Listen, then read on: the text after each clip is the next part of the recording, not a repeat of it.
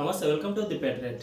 ఏ మాట కామాటే చెప్పుకోవాలి కానీ Pawan Kalyan is the king in 2024 general election అని చెప్పుకోవాలి. ఎందుకంటే ప్రస్తుతం దేశంలో ఎన్డీఏ కూటమి అధికారంలోకి రావాలన్నా, ఇక్కడ ఏపీలో కూటమి పార్టీలు గెలిచాయన్నా దానికి పవన్ కళ్యాణ్ ఒక కీలక ఎలిమెంట్ అని చెప్పుకోవాలి.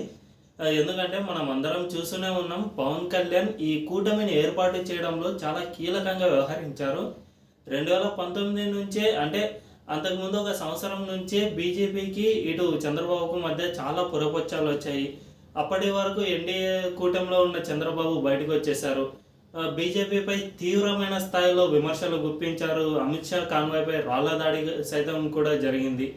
ఇటు బీజేపీ కార్యకర్తలు, అటు తెలుగుదేశం కార్యకర్తలు గ్రౌండ్ స్థాయిలో ఎంతో గొడవలకు దిగారు. సో ఇటువంటి స్థాయిలో ఉన్న ఇద్దరు నాయకులను కలపాలంటే పవన్ కళ్యాణ్ బాగా, అంటే ఎంతగా అంటే అంత కష్టపడ్డారు. ఆ కష్టమే ఇప్పుడు ఎన్డీఏ కూటమి రూపంలో ఏపీకి ఒక స్వర్ణయుగం లాంటిది మళ్ళీ రావడానికి పవన్ కళ్యాణ్ కీలకంగా వ్యవహరించారు. పవన్ కళ్యాణ్ దీనికోసం చాలా అంటే చాలా త్యాగాలే చేశారు. ఎలాగంటే అటు చంద్రబాబు, జనసేన బీజేపీ కూటమిలో ఉండేది, ఇటు చంద్రబాబు సపరేటు, అంటే చంద్రబాబు పవన్ కళ్యాణ్ కలుస్తారని అంతకుముందే మనకు తెలుసు. కానీ ఈ రెండు పార్టీలను కలపడం కోసం పవన్ కళ్యాణ్ తన సీట్లను కూడా త్యాగం చేసి ఇద్దరిని కలిపారు. ఏదైతే ముందుగా 24 అసెంబ్లీ సీట్లను టీడీపీ జనసేనకు కేటాయిస్తే ఆ 24లో మరో 3 తగ్గించుకొని పవన్ కళ్యాణ్ వాటిని బీజేపీకి ఇచ్చేశారు. సో ఇన్ని త్యాగాలు చేసిన తర్వాత పవన్ కళ్యాణ్ ఇప్పుడైతే బీజేపీ ఎప్పుడైతే కూటమికి కలిసి వచ్చిందో అప్పుడే ఈ కూటమి గెలుస్తుంది అనే వేవ్ అయితే ఏపీ వ్యాప్తంగా వినిపించింది. ఒకవేళ బీజేపీ కనుక కలిసి రాకపోయినా, ఈ Pawan Kalyan Janasena TDP chemistry work out కాకపోయినా ఇంత భారీ ఎత్తున మెజారిటీ వచ్చే అవకాశం చాలా అంటే చాలా తక్కువ. ఇప్పుడైతే 164 స్థానాల్లో కూటమి అభ్యర్థులు గెలిచారు. సో ఇన్ని స్థానాలు గెలవడం అంటే దాదాపు కష్టంగానే మారేది.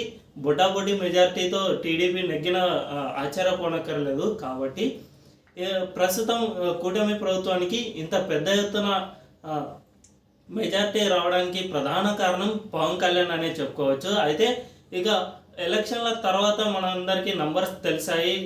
ఏపీలో అయితే టీడీపీకి పూర్తి మెజార్టీ, కూటమి ప్రభుత్వం ఏర్పాటైంది. కానీ సెంట్రల్లో ఎన్డీఏ ప్రభుత్వం, అంటే కూటమి ప్రభుత్వం ఏర్పాటు చేయాల్సి వచ్చింది. ఎన్డీఏకు, అంటే బీజేపీకి సొంతంగా మెజార్టీ రాలేదు. గతంలో 303 సీట్లు ఉన్న బీజేపీ కాస్త ఈసారి 240 సీట్లకు పడిపోవడంతో కూటమిలో చంద్రబాబు, నితీష్ కుమార్లు ఖచ్చితంగా అవసరమయ్యారు. సో అంటే చంద్రబాబుకు ఒక గోల్డెన్ ఛాన్స్ ఇది. ఎప్పుడైతే 1998 ఆ టైంలో వాజ్పేయి ప్రభుత్వంలో ఎన్డీఏ కన్వీనర్గా చంద్రబాబు ఎలాగైతే ఉన్నారో, ప్రస్తుతం కూడా అటువంటి గోల్డెన్ ఛాన్స్ని అయితే చంద్రబాబు కొట్టేశారు. సో ఇంతటి గోల్డెన్ ఛాన్స్లో ఏపీకి ఎన్నో నిధులు వస్తాయి. అంటే చంద్రబాబు చెప్పినట్లు బీజేపీ కూడా కొన్ని తగ్గాల్సి వస్తుంది. కాబట్టి ఏపీకి చాలా వరకు, అంటే చాలా నిధులు వస్తాయి. మనకు ఏపీకి ఇప్పటి వరకు రాజధాని ప్రాంతం సరిగా లేదు.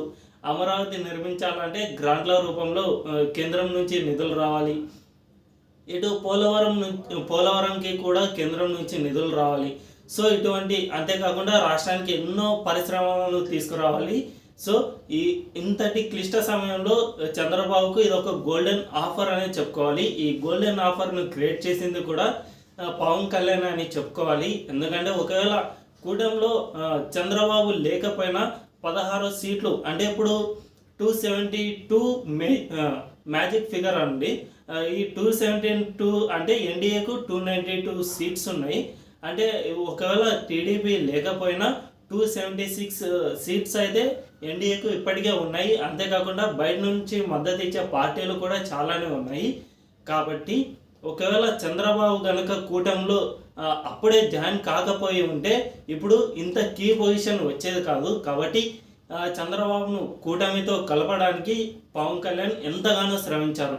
దీంతోపాటు ఇక పవన్ కళ్యాణ్ జనసేన పార్టీ పోటీ చేసింది తక్కువ సీట్లలోనే అయినా పోటీ చేసిన ప్రతి ఒక్క స్థానంలో, అంటే 21 అసెంబ్లీ స్థానాలు, 2 ఎంపీ స్థానాల్లో కూడా జనసేన పార్టీ గెలుపొందింది. సో 100% స్ట్రైక్ రేట్ సాధించిన ఏకైక పార్టీగా, అటు బీహార్లో కూడా ఒక పార్టీ ఈ విధంగానే గెలిచింది, కానీ ఇన్ని స్థానాలు అక్కడ కేవలం 5 స్థానాలే గెలిచింది. కానీ ఏపీలో పోటీ చేసిన 21 సీట్లలో అన్ని సీట్లలో గెలుపొందడం అనేది ఇది ఒక చరిత్రాత్మక విజయం అనే చెప్పాలి. కాబట్టి 2024 ఎలక్షన్లలో పవన్ కళ్యాణ్ అనే వ్యక్తి చాలా కీలకమైన పోటీదారు.